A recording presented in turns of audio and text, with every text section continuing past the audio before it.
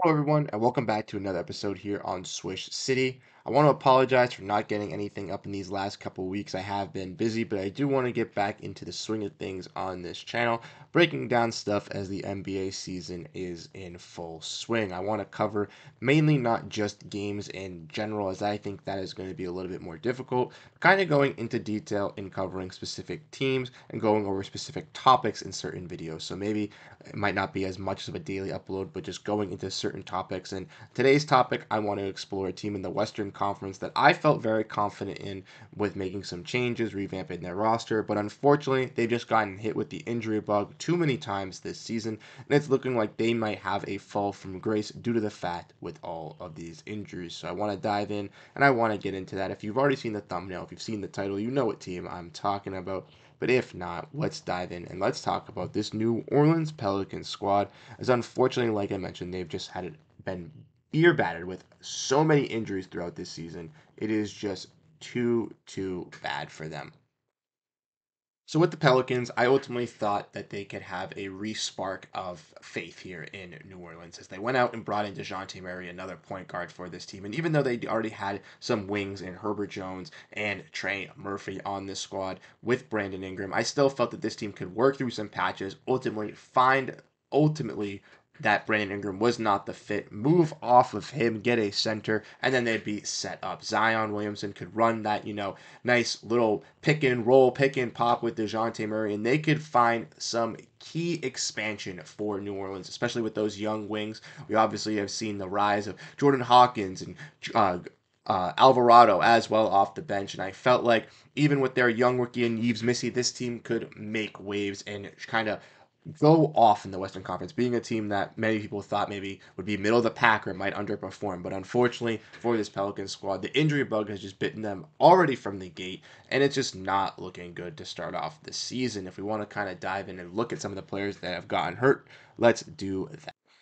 So first, let's dive in and look at the first player who initially got hurt for the Pelicans, and Trey Murphy, who got hurt before the season had even started. Now, Murphy is eyeing a return shortly for this team, but Trey Murphy has been out for the Pelicans with a hamstring injury. Now, he's targeting to make his return on Monday, so tomorrow we'll be looking to make his debut. So they will be getting a fresh face into their system, but he unfortunately hasn't even been able to suit up for this team, and that's already just the start of the domino effect for the Pelicans on their injuries. Murphy, a young wing, one of their better offensive scorers, a player who could seemingly fit in and start with this team, if not be one of the better six men off the bench.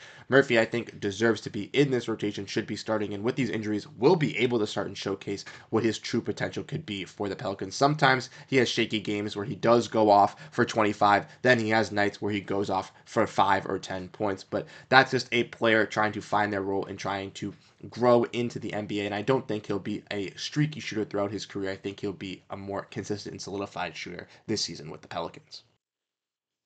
But even with Trey Murphy coming back, this Pelicans team has still more injuries to talk about. As we all know, DeJounte Murray was the first of those as he got injured on opening night. One of the worst things to happen for this Pelicans team, as he obviously is out multiple weeks with getting surgery on his hand, and that is not great for the Pelicans, as well as they went out and kind of shipped away some of their guards as well. And CJ McCollum had to take a bigger role, and Jose Alvarado had to take a bigger role with DeJounte getting hurt. DeJounte was their splashing new piece that they brought into New Orleans as well. So getting hurt in the first game is completely awful, as he was their new playmaker, new center up for their offense, and I thought was going to be a perfect playmaker and facilitator with Zion Williamson in that pick and roll, in that pick and pop, having him as a lob threat. I thought that these two were a perfect match, and unfortunately for the Pelicans, they're just not going to be able to see that match because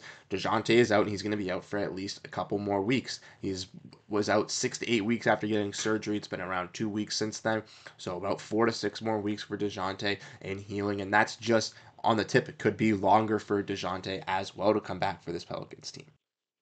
And then we obviously have the weird domino effect where we saw Herbert Jones and CJ McCollum both get announced that they were injured on the same day by this New Orleans Pelicans squad. And it's still is not the end of injuries for this Pelicans team. Like I mentioned, Herb Jones and CJ McCollum are now both sidelined for this squad, and that is not great. Now, McCollum, again, is that backup point guard, that guy that was supposed to step up and deliver for this team when DeJounte is now out. Now he's out in that point guard room. And in that wing department with Trey Murphy, Herb Jones is to step up and be that perfect defender, that all-out guy alongside Brandon Ingram, where Ingram's going to take the offensive load, Herbert Jones taking more of the defensive load. Now without their best wing defender and arguably one of the better wing defenders in the NBA, and also their second best point guard and one of their better scorers in the guard position in CJ McCollum, it now leaves them even with more holes. And this is just still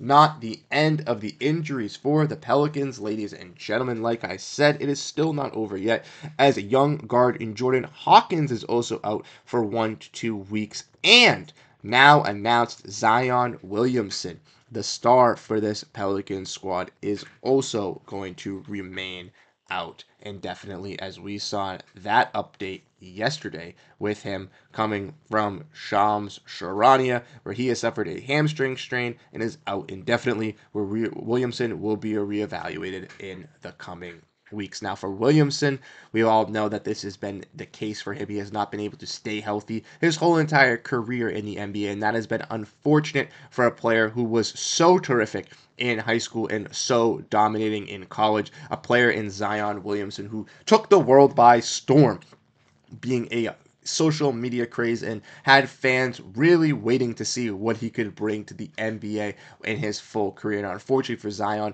with dealing with some injuries, dealing with some overweightness, dealing with some other problems off the court, he just hasn't been able to produce at his full potential for this Pelicans squad. And that is maybe a curse on the Pelicans, or maybe it is just the unfortunate results of Zion Williams' career. But overall, with the Pelicans having to deal not with just their best player, Zion Williamson, and star being out, but dealing with other players as well, and such as obviously DeJounte Murray, Herbert Jones and CJ McCollum, Jordan Hawkins, Trey Murphy, and Zion. This team is now sitting currently 14th in the Western Conference at 3-7, and with players being out indefinitely, does not seem that it is going to be taking a rise anytime in the Western Conference. And what I see with this Pelicans team is what I saw similarly with a Grizzlies squad last year. Now, the Grizzlies have also had their injuries, as well as John Morant now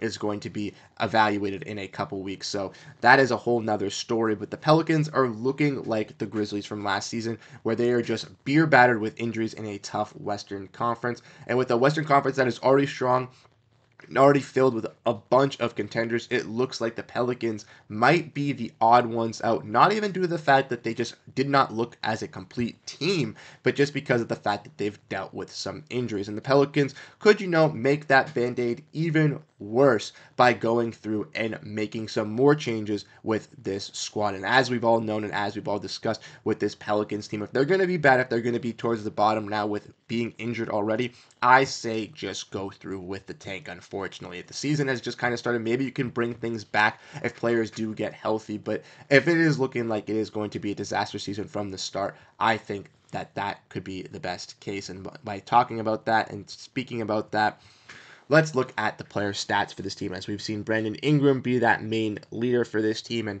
that's where I think we kind of have to have discussions with this Pelicans squad.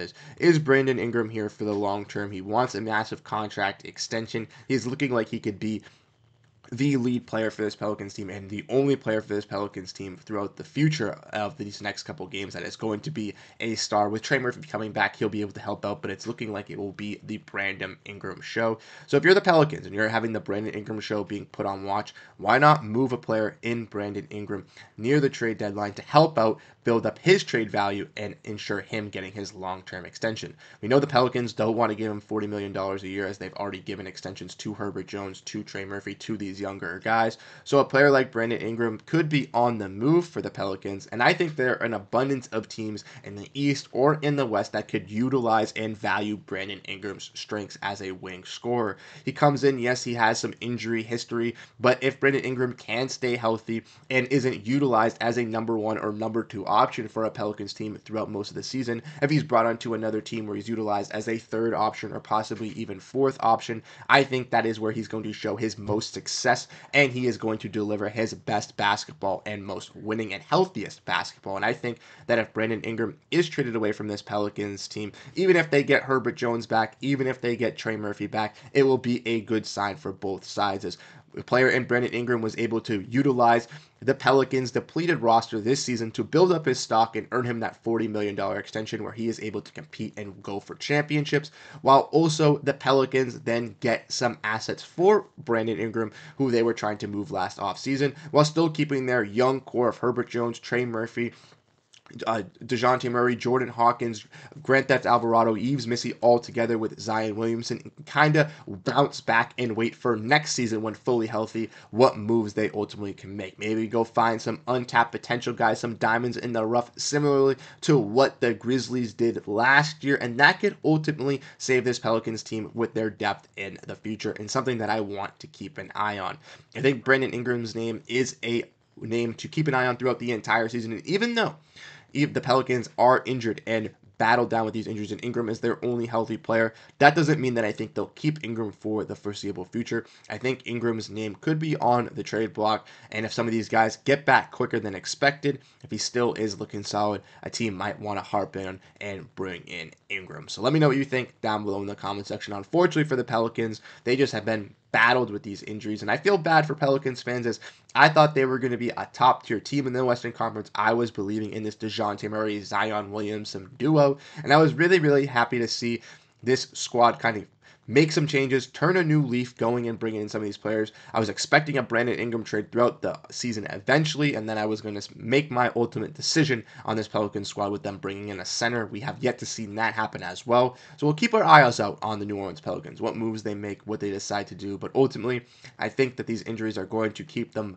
pushing towards the bottom of the Western Conference, and that could be good for a Pelicans team that might want a little bit of a bounce back with a nice lottery pick this year. But let me know what you think down below in the comment section. How do you guys feel about this Pelicans squad?